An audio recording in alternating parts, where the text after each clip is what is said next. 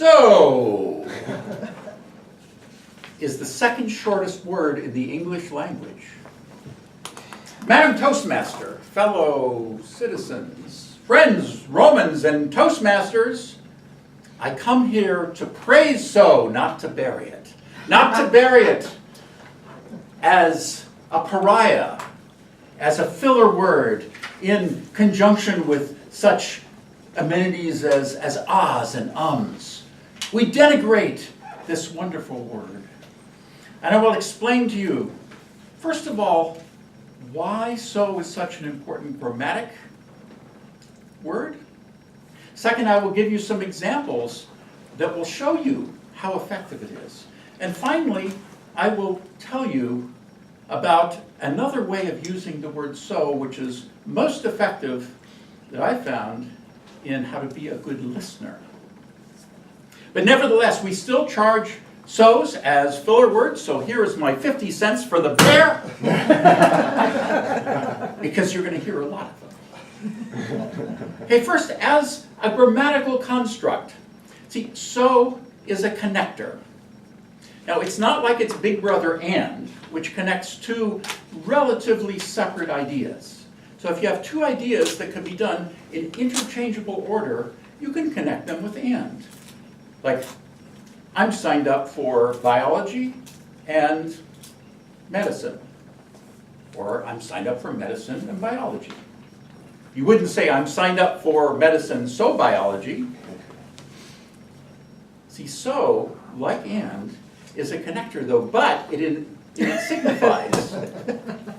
signifies a relationship between the two, a one-way relationship between the predicate and the antecedent. So, you might say, I studied hard for the exam, so I got an A. You wouldn't say, I got an A, so I studied. It works the other way around. So is used to connect ideas in a sequential manner.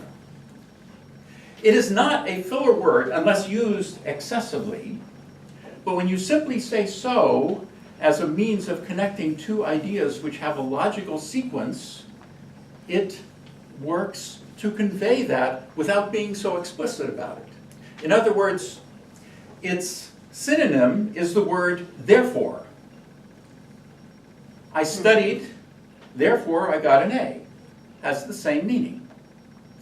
But therefore has 7 more letters and 2 more syllables.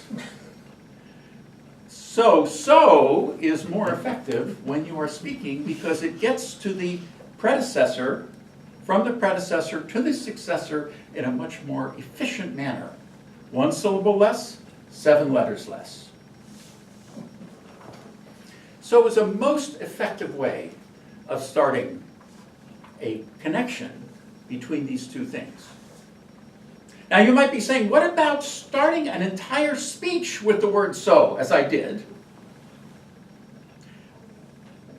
That can be more effective than you think. On my way here, I was listening to a podcast which gives speeches. It's called The Moth. It's highly recommended. Every single one of the 3 speeches I heard, the speaker started with the word so. Every single one. And in fact, in an informal, totally unscientific survey of nearly 50% of all speeches anywhere begin with the word so. Now, are they all crazy? Maybe. Do they all deserve dinging? Do they all deserve to be a pariah because they call this thing a podium, where the rest of the world does? I say no. So if so connects 2 things, how can you start with so? What so does in that context is it connects what happens before the speaker to when the speaker begins. In this case, when I was introduced, if I had begun with the word so and then launched into it, that would be a perfectly reasonable way of making the transition between the introduction and what the speech is. Because you need some kind of glue. You don't want to just jump in. Now here in Toastmasters, we talk about creating effective openers. And I'm not saying that beginning your speech with the word so is the most effective way, but it's an effective way. And it's not something which is worthy of being called a filler word, in my humble opinion. But here is my 50 cents nevertheless.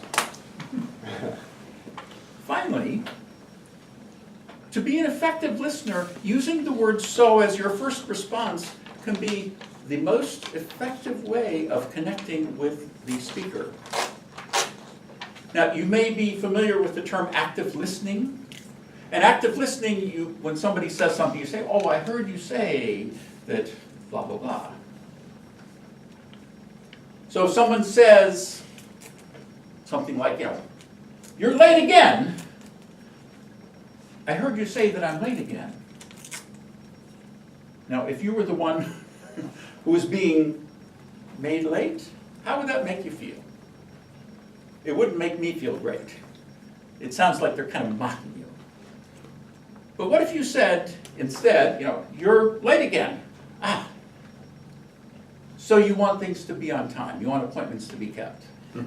How does that feel? The so, which is said very quickly, connects with what the speaker is expressing and makes that connection. And in my experience, and you've probably heard some of my other speeches about this, and you can come to my workshops about this, but we won't go there. It's the most effective way of connecting with the speaker and lowering the temperature, especially when there are emotions being expressed. I've told you about how the word so is an important grammatical construct by connecting ideas which have a logical sequence, and is the most efficient way of expressing that verbally. And I've given you a couple of examples, and finally, how it is the most effective way to respond to emotions. Madam Toastmaster.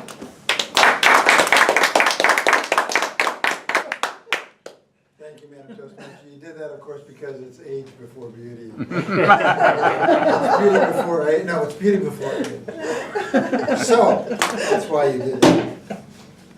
I really wanted to evaluate this, and I appreciate Monique giving me the chance, because I was on the schedule to evaluate you when you got sick and couldn't talk. And I've heard you give several speeches about the third dimension of the active listening before. So I feel, I know. So I'm not a partisan for so or against so. What a great use of the word partisan, right? I loved the way you began the speech. You got us right into your topic. Very well organized. The 3 points that you made about the grammatical function of so, the examples, and then using so for effective listening. Very nice. I particularly like the way you drew the distinction between so as a connector and as a connector. That one flows from the other and the other two could be substituted. Excellent. I also liked some of the examples that you gave, but because you spent quite a bit of time on the first two, you didn't have as much time as I think would have benefited all of us on the active listening portion, where you got into essentially repeating back to the person who gave a statement, so you would like me to be on time more, or a couple of other examples would have been very useful, particularly since that's what you are involved in with these classes and these seminars. Another suggestion would be is to draw the distinction between when so is appropriate as a connector versus when it is a filler word. When it is I'm fumbling around for something to say, and instead of just breathing and pausing, I say or well, or so. And I didn't hear that, or the use of the word ah. Now, after all, can be used as something other than a filler word, like, could you open your mouth and say ah? Or, shoot! So it has useful functions other than as a filler word. And you might have had some fun with that, since you're a very humorous person, and you might have had there were chances to add a little bit more humor to this. Because I think there was a sense of preaching to us that, much as you did so beautifully with it could be a podium or a lectern, or it could be a lectern or a podium. There was a lot of humor in that, and that would be my final suggestion. Overall, great topic, in 5 to 7 minutes, you couldn't do better than that.